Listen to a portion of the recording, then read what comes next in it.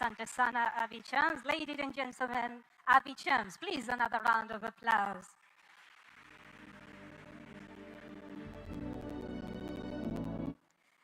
It is now my great honor to invite Honorable Ambassador Hamis Musa Omar, our Minister of Finance, to deliver his remarks.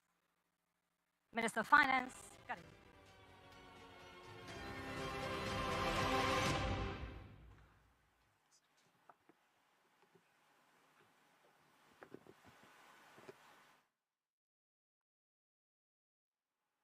Haya ndiyo mapenzi ya miundombinu, bandari, barabara, viwanja vya ndege, mapenzi ya nchi zetu Tanzania, mapenzi ya bara letu Afrika. Jamhuri ya Muungano wa Tanzania, kazi na utu. Your Excellency Dr. Samia Suluhu Hassan, President of the United Republic of Tanzania, allow me to lean on the already established protocol, but perhaps I should also add recognition of the Chairman of the Standing Parliamentary Committee for the Budget, Honorable Mashimba Ndaki, and also our host, Honorable Albert Chalamila, the Regional Commissioner for Dar es Salaam. It is my distinct honor to welcome you all to the 2026 Infra for Africa Forum on the sidelines of the Africa 50 General Shareholders Meeting, which will be held here in Dar es Salaam tomorrow. Your Excellency, with your permission, and on behalf of the Ministry of Tanzania's Ministry of Finance, and on my capacity as the host governor of Africa 50, representing the United Republic of Tanzania, allow me to extend my warmest greetings to all the delegates who have traveled across Africa and beyond to participate in this important continental gathering. Their participation in this fora reflects our shared commitment to accelerating Africa's infrastructure transformation and strengthening partnerships that will shape the continent's future. I would also like to express our sincere appreciation to Africa 50 for selecting Tanzania to host this year's General Shareholders Meeting and Infra for Africa Forum, particularly as the institution marks its 10th anniversary. We regard this decision not only as an honor, but also as a strong vote of confidence in Tanzania and in our collective vision of an integrated, connected, and prosperous Africa. Ladies and gentlemen, over the past decades, Africa 50 has lived to the expectations and distinguished itself as one of Africa's foremost infrastructure investment institutions. Through its work in project development, investment mobilization, and strategic partnerships, Africa 50 has demonstrated that African-led institutions can successfully mobilize capital, prepare bankable projects, and support the delivery of transformational infrastructure across the continent. As Africa 50 celebrates its first decade of impact, we also look ahead to the opportunities that lie before us. Africa's infrastructure deficit remains significant, but so too are the opportunities to mobilize innovative financing, strengthen partnerships, and accelerate project implementation. The next decade must therefore be defined not only by ambition, but also by delivery. That's why the theme of this year's forum, a decade of economic vision to delivery, is therefore both timely and appropriate. It reminds us that sustainable development is achieved not simply through vision, but through effective collaboration among governments, development finance institutions, investors, and the private sector. It is these partnerships that transform ideas into bankable projects and projects into lasting economic opportunities for our people.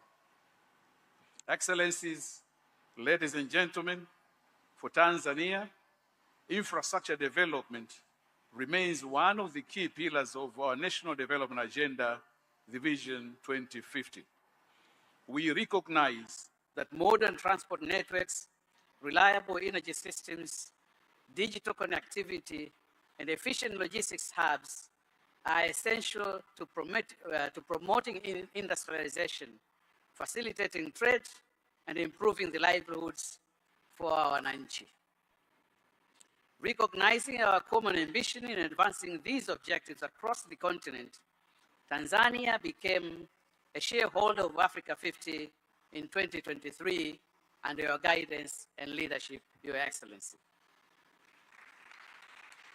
This decision reflected our confidence in Africa 50's innovative approach to project preparation, investment mobilization, and the promotion of sustainable infrastructure development.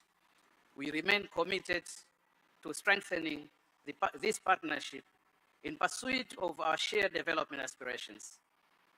Excellencies, ladies and gentlemen, over the next 2 days, this forum will provide an important development finance institutions, infrastructure developers, and business leaders to exchange ideas, forge strategic partnerships, and identify practical solutions to Africa's infrastructure financing needs. It is our sincere expectation that discussions taking place here in Dar es Salaam will generate concrete outcomes through new partnerships, increased investment, innovative financing solutions, and bankable infrastructure project proposals that will contribute meaningfully to Africa's sustainable economic transformation. Particularly honored that this opening ceremony is graced by Her Excellency Dr. Samia Suluhu Hassan, President of the United Republic of Tanzania. Since assuming office, Her Excellency has continued to champion an ambitious agenda of economic transformation anchored on strategic infrastructure investment, regional integration, private sector participation, and an improved investment climate. Under her leadership, Tanzania has continued to strengthen its partnerships with regional and international institutions while creating an enabling environment for investment and sustainable economic growth. Her presence here today underscores the importance that the government of Tanzania attaches to infrastructure as a catalyst for economic growth, regional connectivity, and shared prosperity across Africa. Your Excellency, allow me, on behalf of the participants gathered here this morning, to express our profound gratitude to you for graciously accepting to preside over this opening ceremony despite your demanding national schedule. Your presence greatly honors this forum and inspires our collective commitment to advancing Africa's infrastructure agenda. Your Excellency, it is now my singular honor and privilege to invite you to deliver your keynote address and officially open the 2026 Infra for Africa Forum.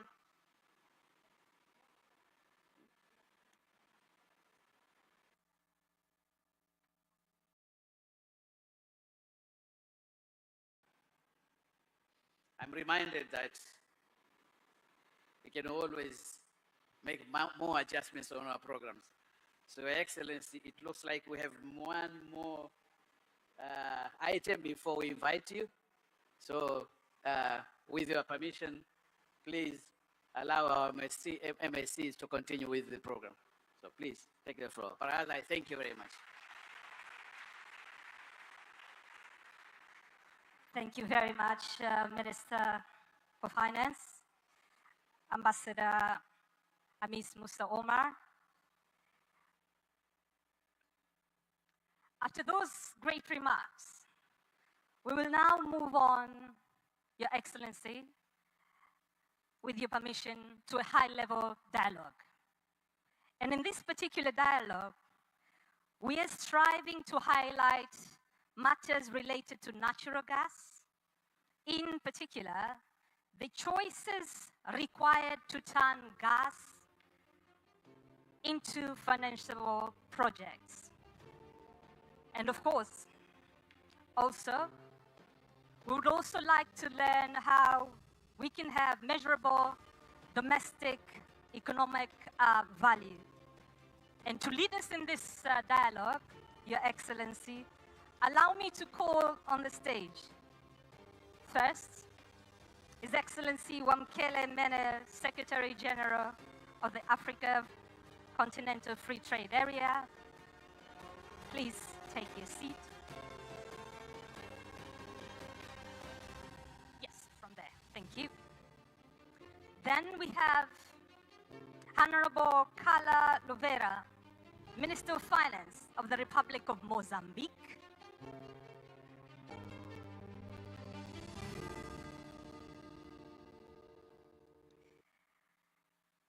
Next on the stage, we have Honorable Dr.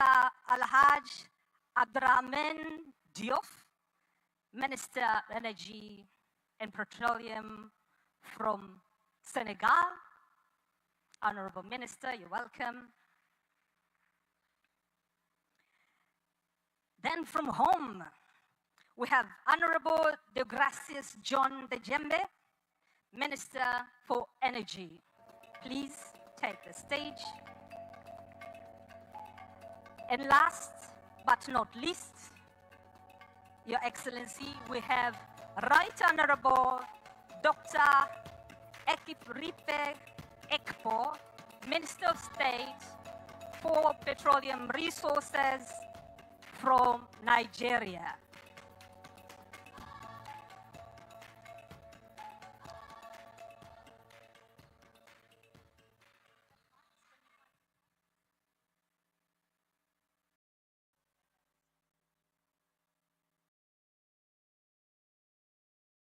Okay.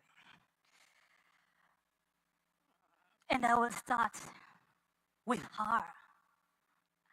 The honor is all ours to have Carla from Mozambique, and she has informed me she will speak in English. Coming from Mozambique, you have vast resources.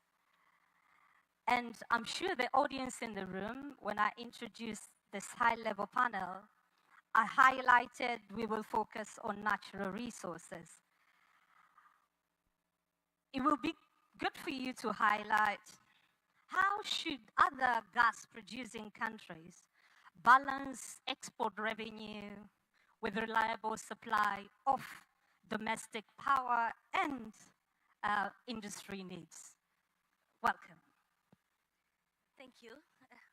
I would like to start, first of all, on behalf of the President of the Republic of Mozambique, Daniel Francisco Chapo, by congratulating Her Excellency Dr. Samia Suluhu Hassan, the President of the Republic United of Tanzania, for convening this very important forum and also for inviting Mozambique to attend this forum, which I would like to thank you. We have starting by saying that we are here, gathered here, at a decisive moment for the future of our continent as Africa seeks to achieve universal access to electricity, accelerate its industrialization, strengthen its competitiveness, and secure prosperity for present and future generations. And we would like to also start by highlighting the theme gathering of all of us in this particular forum, which is very relevant since decades. Africa is being recognized for its abundance of natural resource. Nevertheless, these resources have often been exported in their raw material, while the continent has continued to import high-value manufactured goods at considerable costs. And today, we have to inform that Africa accounts for only with 1.6% of industrial goods traded at global markets. And this pattern must to change. It's why we believe this forum is very important, since the true wealth of our resource lies not only in their extraction, but above all, in our capacity to add value, to create also jobs, develop skills, drive innovation, and achieve the structural transformation of our economy. Regarding the question particularly addressed to Mozambique, it is important to say that Mozambique energy sector, with its vast potential in renewable energy, natural gas, and critical minerals, represent one of the Mozambique's greatest opportunities available to accelerate industrialization. And what we did was to achieve three main objectives. The first of them is to find the right vision for Mozambique. The second is find the right finance source, blending finance. And the third, find the right mechanism of accountability, transparency, and based on that, we create our sovereign wealth fund. It is how we base all our process. On the vision, we must to say that was approved a master plan for electricity that covered the period of 2028-2045, and this plan is a very robust one, which identifies least cost priorities for generation, transmission, and distribution, including regional integration and energy exports to neighbor countries. But we also have an additional strategy, which is the strategy of transition energy strategy, which was approved in 2023. And this strategy recognized the natural gas as an essential transition fuel capable of supporting economic development and industrialization while enabling the rapid expansion of renewable energy. And we believe that this seeks Mozambique as a regional energy hub, promoting green energy industrialization and contributing as well for the global energy transition through the responsible use of the country energy resource. We can see that based on this strategy was also defined the 4 pillars that we have to follow in order to ensure the green energy strategy and green energy transition that is based on development of modern energy system based on renewable energy, the green industrialization, the promotion of universal access of electricity by 2030, covering 100% of Mozambicans' population, and the last but not least, the promotion of low emissions mobility, which cover the electric mobility, the natural gas for vehicles, and biofuels. This is how the landscape has been designed. We also have on the line on the finance side, which is a blended finance comprising the bilateral, multilateral development partners, development agencies, the risk management entities as well, all are part of this process of finance, the energy sector in Mozambique. And we believe this is the right mechanism that we can put all together in order to push the development of the industrialization financed by the LNG sector.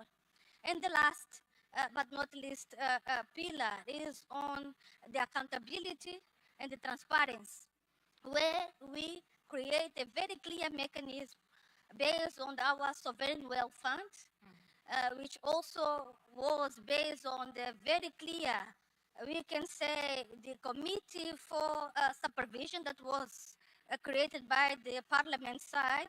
We also have the investment committee, which is reporting to the government side. And all of this has been based on the implementation of our sovereign wealth fund, which is based on the central bank, but based on the very clear fiscal rule that was approved by law.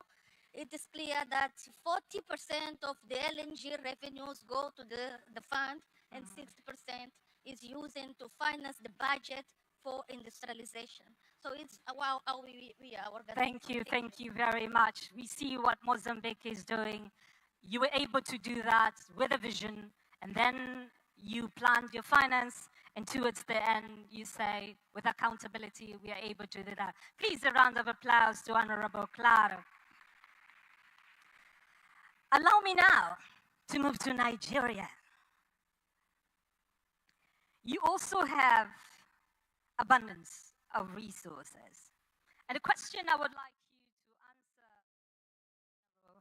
to answer is, what are the lessons that we need to learn from the past with regards to exporting commodities at the expense of beneficiation and developing local value chain? And after you, we will welcome the minister from Senegal, and I understand he will be speaking in French. Right, Honorable, welcome. Thank you very much. I bring warm greetings from the President of the Federal Republic of Nigeria to Her Excellency Dr. Samia Hassan, the President of this great country. I recognize the CEO Africa 50 and the working committee for what they are doing to convene this meeting here.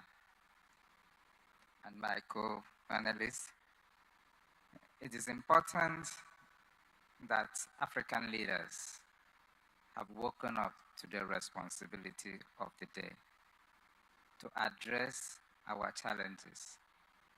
When you go out everywhere, they talk about energy poverty in Africa, because for the past number of years, we've been exporting our crude.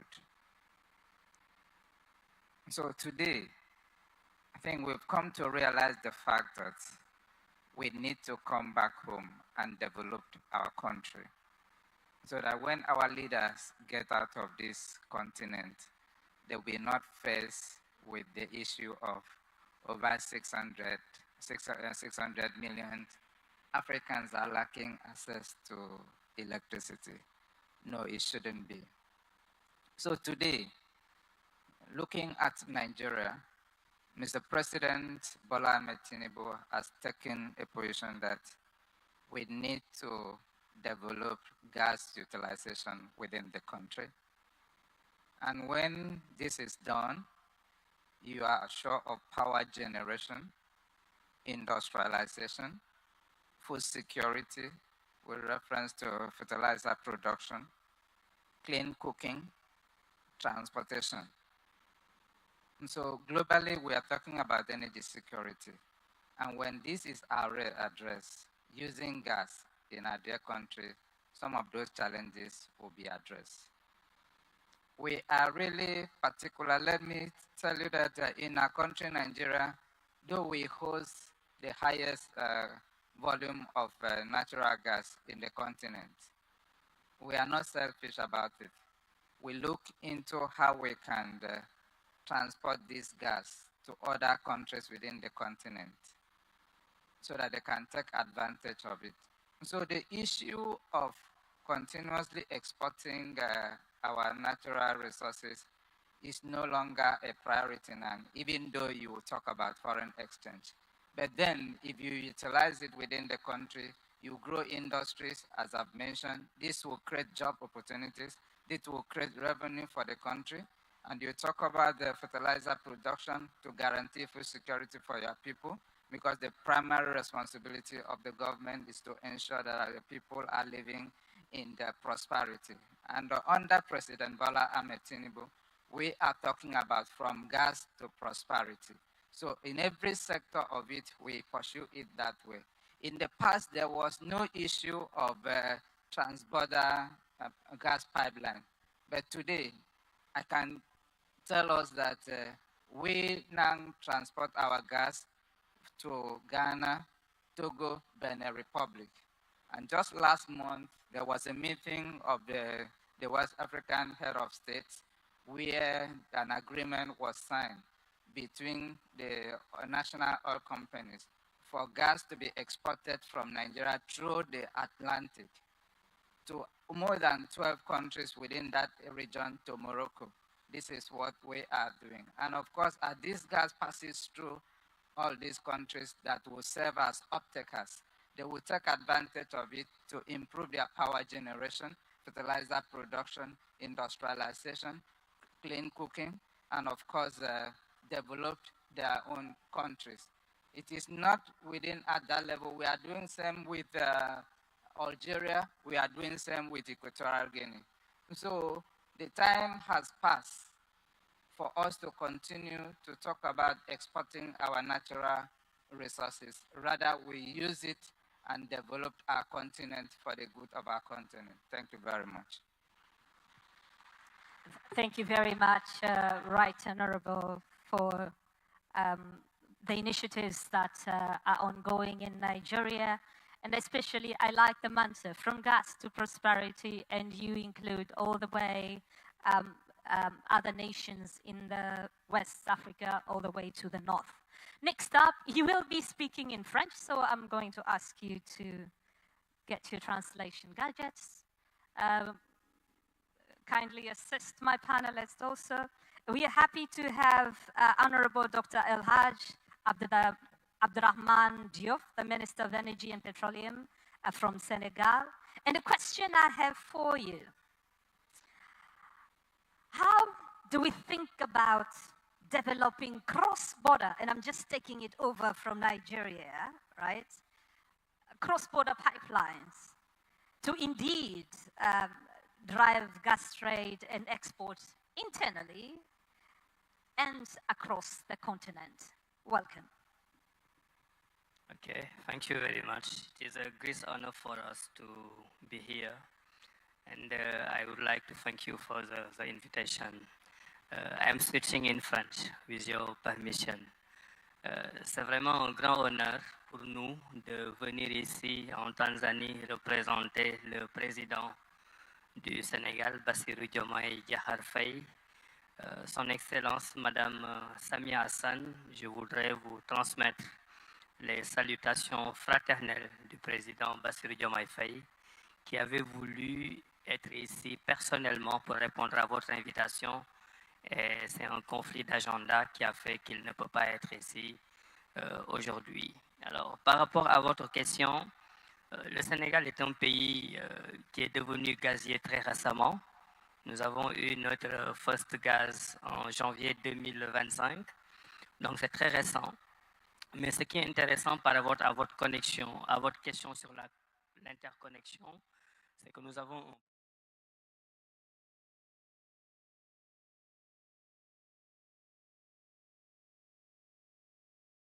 avec nos voisins de la Mauritanie. C'est l'occasion d'ailleurs de féliciter encore le président Sidi ici présent.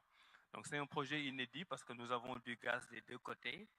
Et là où ailleurs il y a eu des difficultés de partage, nos deux pays frères ont eu l'intelligence d'exploiter ce gisement entre eux.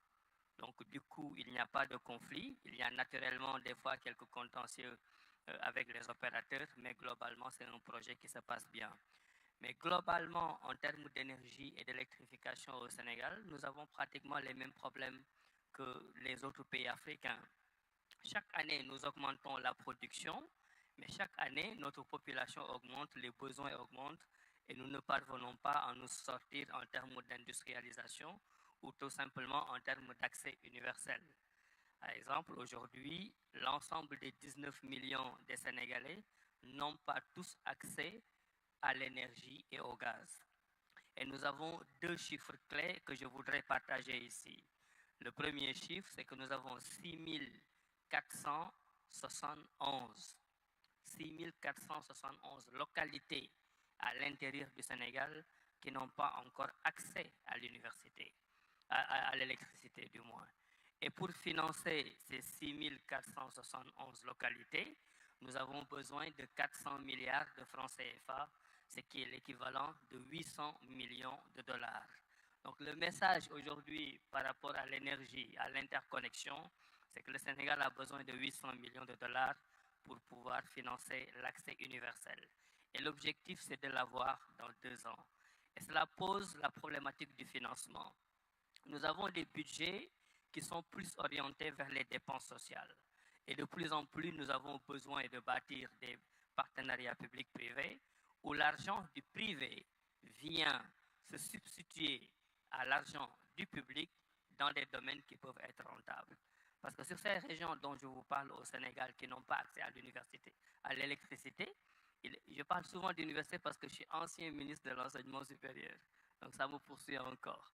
Et dans ces zones-là où on n'a pas accès à l'électricité, il n'y a que l'État qui peut faire des investissements qui ne sont pas rentables. Le privé ne va pas aller dans des zones qui ne sont pas rentables pour faire des investissements. C'est pour ça que nous devons trouver un équilibre entre le financement public et le financement privé pour pouvoir avoir accès à l'universel.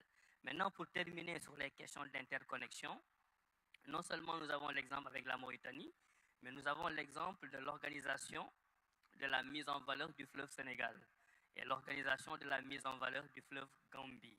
C'est cela qui fait que si nous sommes en surcapacité, si nous sommes en surproduction, la Gambie, la Guinée et le Mali, qui sont des pays voisins, peuvent en profiter.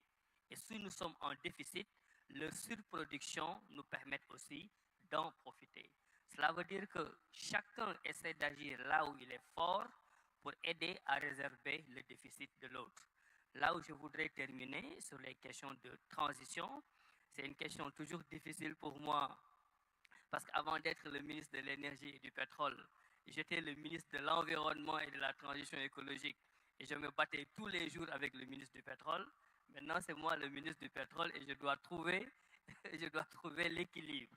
Naturellement, dans nos pays, et c'est ma conclusion, on ne peut pas, comme certains pays développés qui ont déjà utilisé le fossile, quitter du jour au lendemain pour parler d'une économie propre. Chaque pays a son histoire et l'histoire de nos pays, c'est que nous avons des gaps de pauvreté à résorber.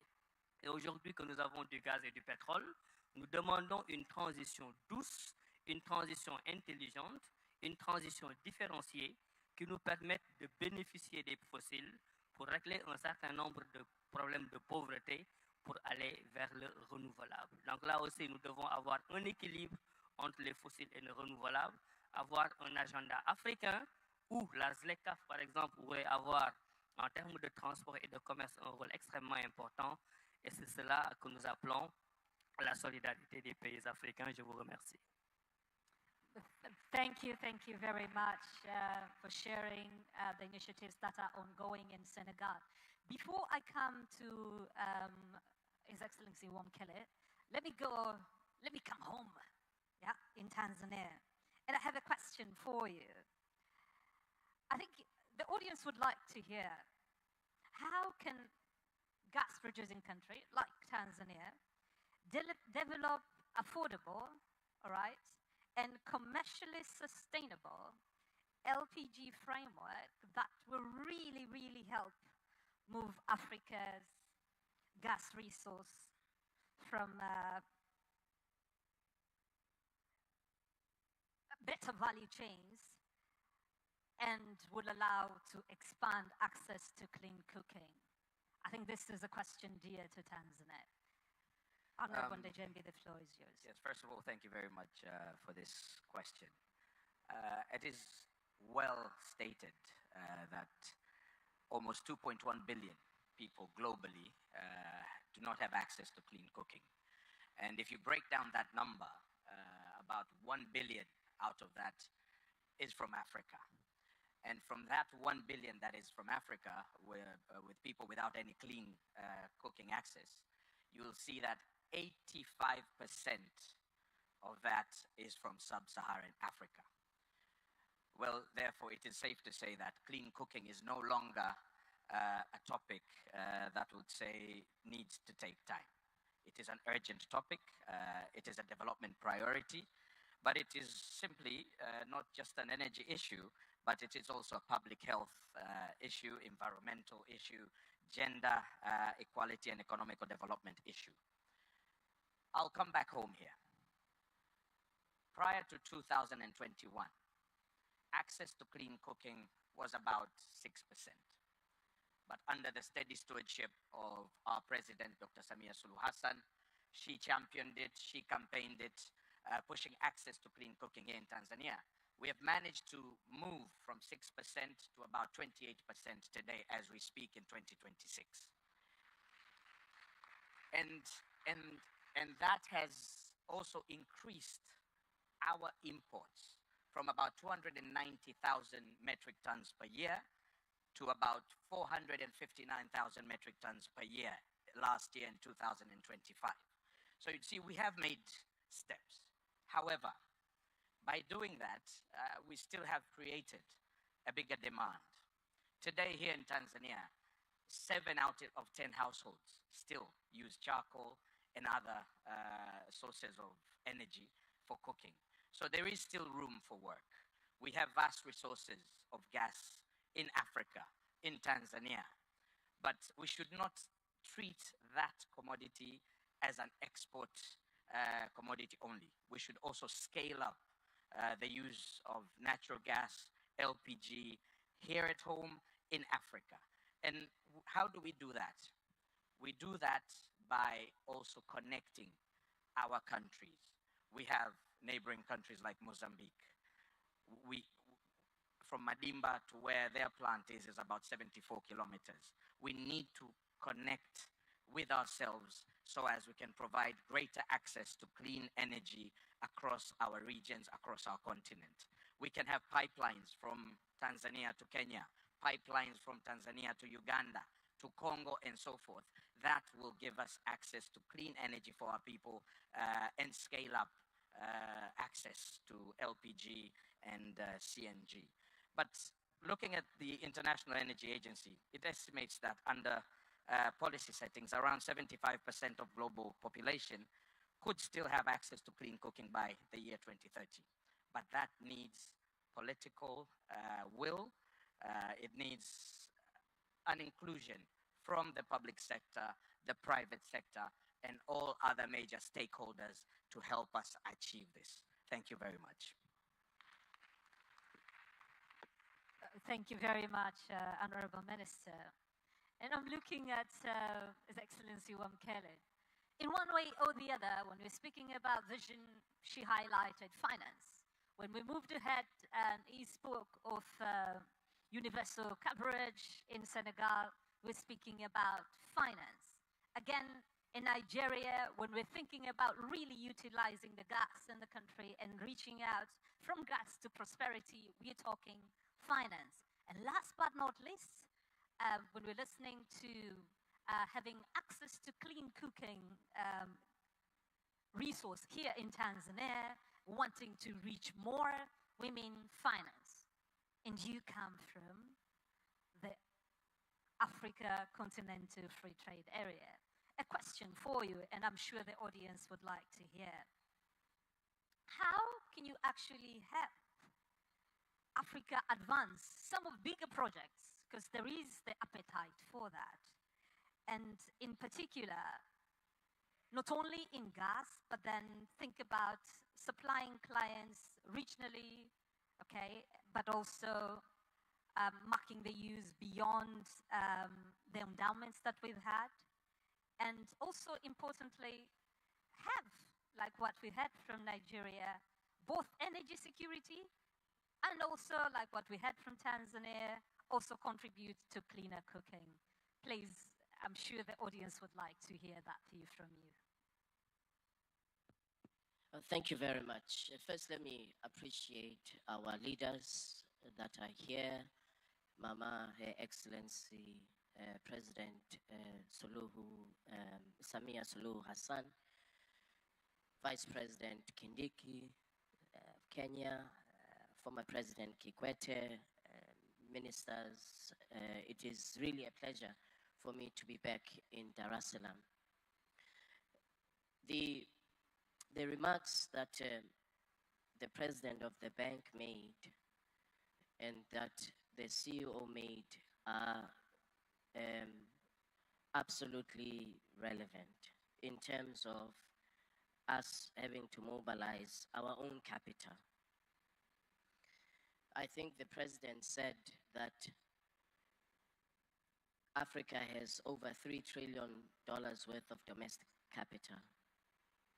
And the CEO said that Africa's capital must work for Africa's investment. Now, in the current global context, the context of fiscal constraints, reduced overseas development assistance, our former partners that were directing capital towards the continent themselves are subjected to sovereign debt distress. So the global context is very constrained. So the question, therefore, is how do we mobilize domestic capital, African capital, over $3 trillion that's available, channel it and direct it towards infrastructure projects on the continent. So I think this is a challenge. We've established the frameworks, they are there. President Kaberuka was instrumental and others in establishing Africa 50. It's functional. Over $9 billion worth of investments in infrastructure since its establishment. I believe the next challenge is how do we mobilize the domestic capital that we have. Of course, those partners that are willing to partner with us from outside of the continent, I'm sure they are most welcome. So today's discussion is very timely. The President's vision of the new Africa financial architecture is timely because it addresses this question, a very pertinent question of reduced and constrained capital flows into the continent for infrastructure development. The role of the AFCFTA is very simple. It is to enable scaling of infrastructure investments. So for example, here in Tanzania, the country produces over 170 million cubic meters of gas annually from Songo and other places.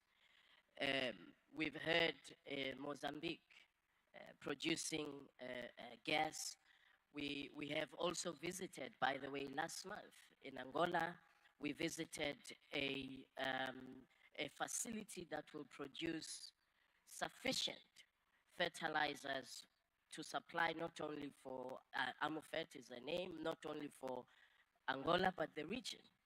However, with all of this investment and the capital that it will be directed to scaling, if we don't have harmonized rules for the exports of these fertilizers to happen, or the export of the gas to happen, we will not achieve our objectives.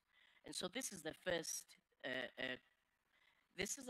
way in which we can contribute to the development of infrastructure in Africa, enabling the scaling of these projects. Second, by deploying harmonized trade rules, trade policy, to enable trade amongst countries.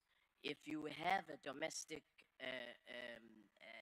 supply of energy and you are able to export, that will happen on the basis of the trade rules. A market of 1.4 billion people with a combined GDP of $3.4 trillion is a very significant market, domestic market. But we have got to overcome the fragmentation that has happened for many years, by creating a single market. And so the infrastructure projects that we see, and by the way, you know, my neighbor mentioned between Senegal, the Gambia, and Mauritania, and the connectivity in terms of production capacity, the Honorable Minister. I drove from the Gambia, Banjul to Dakar.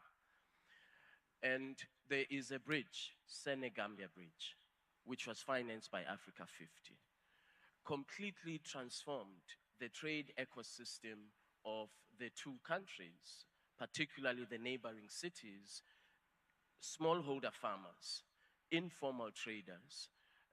That infrastructure investment not only reduced the cost of trade, the cost of doing business, but it also addressed this issue of inclusivity, where we have now smallholder farmers that are active participants of driving the economic ecosystem of that region. So we have examples where infrastructure development does indeed have a direct impact on people's lives, including the matters that the Honorable Minister of Tanzania raised on clean cooking.